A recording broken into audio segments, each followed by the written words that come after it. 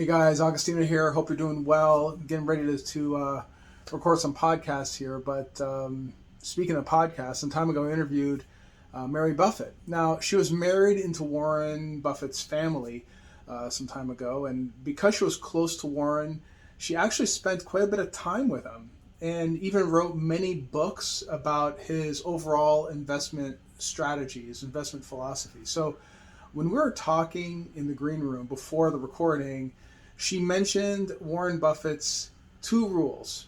His two rules. Rule number one, never lose money. Rule number two, see rule number one, right? A little tongue-in-cheek thing, but basically, don't lose money, right? So if the deal is done right, real estate can provide the cash flow, the wealth preservation to pass Buffett's rules, okay? And that's largely why people get into real estate is to preserve cash flow, preserve wealth, and build some cash flow. So we have to keep in mind that not all assets are created equal.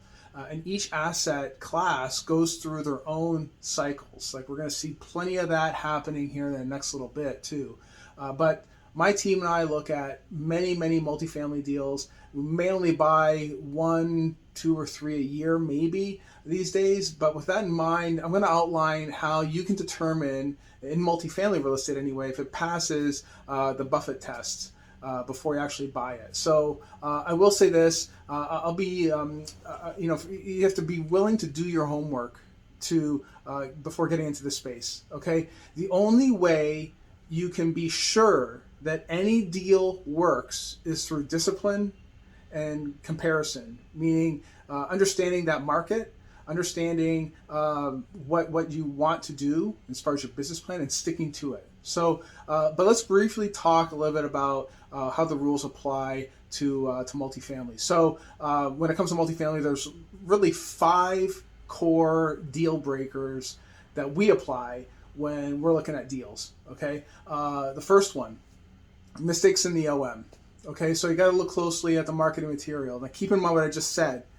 Marketing material, it's all marketing. Pretty pictures, pretty fonts.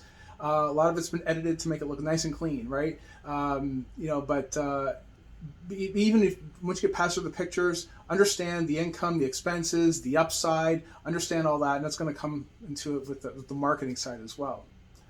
Number 2, Unrealistic Pro Forma. Now, the Pro Forma contains detailed information of the financial performance of the property. And if you're looking at a deal, you're looking at the T12, it's used to see if the income expenses of the property are stable month over month. So depending on what the play is, depending on what the business plan is, make sure that whatever they're showing you as far as pro forma is realistic, right?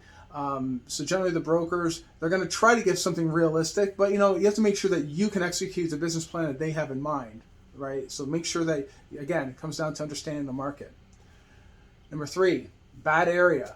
Okay, one of the factors that tends to be an automatic deal breaker for me anyway is the area that it's located. I'm looking for good deals in good markets. That's it.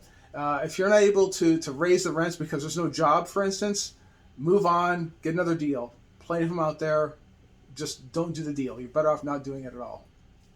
Number 4, unethical property manager. Or bad ownership. If you suspect that the owner or the property manager is forging rent rolls, they're forging leases, they're hiding information from you, leave the deal. Just go away. I know that kind of stuff can be easily fixed with proper management, but the thing is though is that you don't know what else is being hidden. Even if they do finally disclose something, but after some cajoling.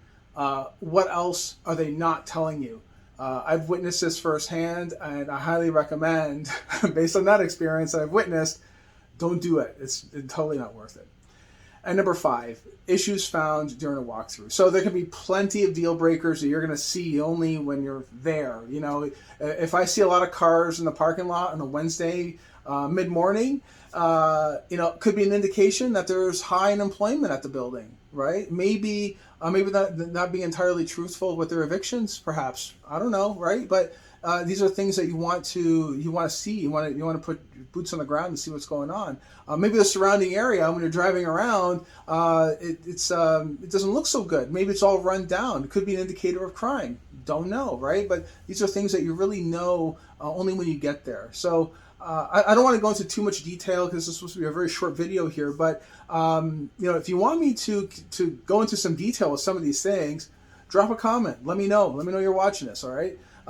Anyway, always get into the right assets and follow Warren Buffett's 2 rules. Okay, we need to learn about the market. Learn about the market.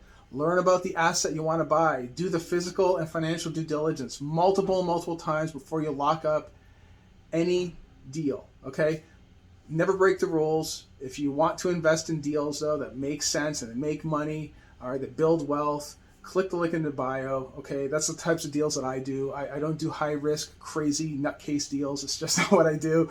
I prefer to do nice, safe deals. That's what I like to do. Okay. Anyway, guys, be bulletproof. Thanks for tuning in. Take care. Talk to you soon.